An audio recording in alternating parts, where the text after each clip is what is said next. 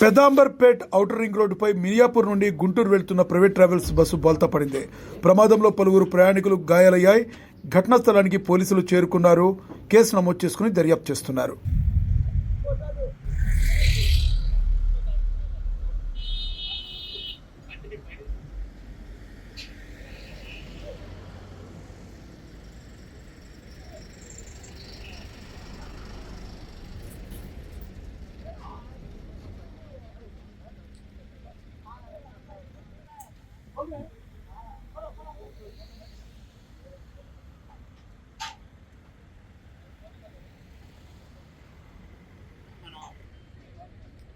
Brother అల్లకి వెళ్ళకండి ఇక. Hello brother నాన్నకి వెళ్ళకండి.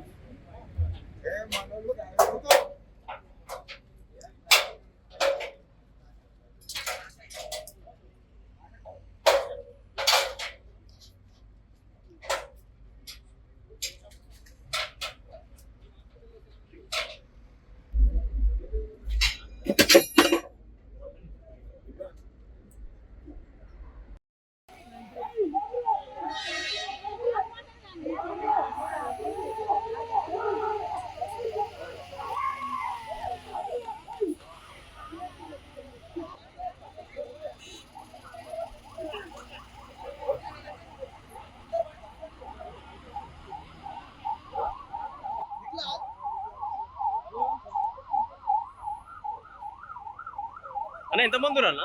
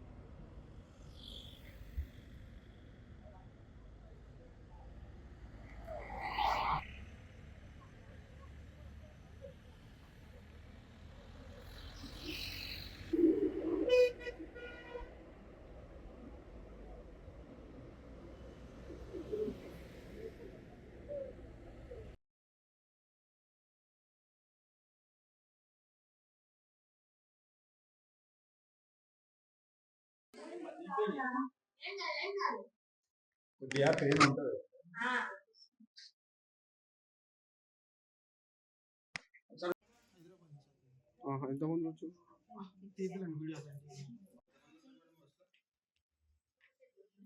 అంతేనా? ఆటోర్ పై నుంచి వస్తుందా? ఏపీఎస్ నుంచి ఇక్కడ దిగుతుంది. ఇక్కడ దిగి ఇక్కడ వెళ్తారా? విజయవాడ ఎలిమినగర్ వెళ్తారా? గుంటూరు ఓన్లీ 10 మందితోనే బస్ తీసుకెళ్తున్నారా?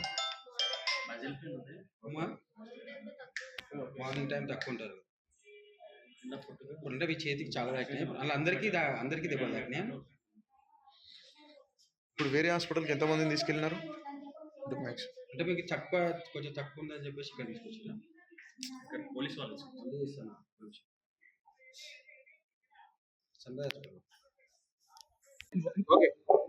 ఈరోజు మధ్యాహ్నం 12:30-12:35 మధ్యలో మియాపూర్ నుంచి బయలుదేరిన ఒక న్యూగో బస్సు, ఎలక్ట్రికల్ బస్సు గచ్చిబౌలిగడ ఓఆర్ఆర్ ఎక్కి మన పెద్దంబరపేట దిగి గుంటూరు వెళ్ళవలసి ఉన్నది.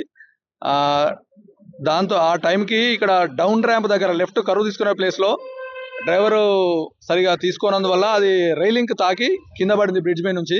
దాంట్లో 15 మంది వరకు ప్రయాణికులు ఉన్నారు. ఇమీడియట్గా మేము రష్ అయినాము.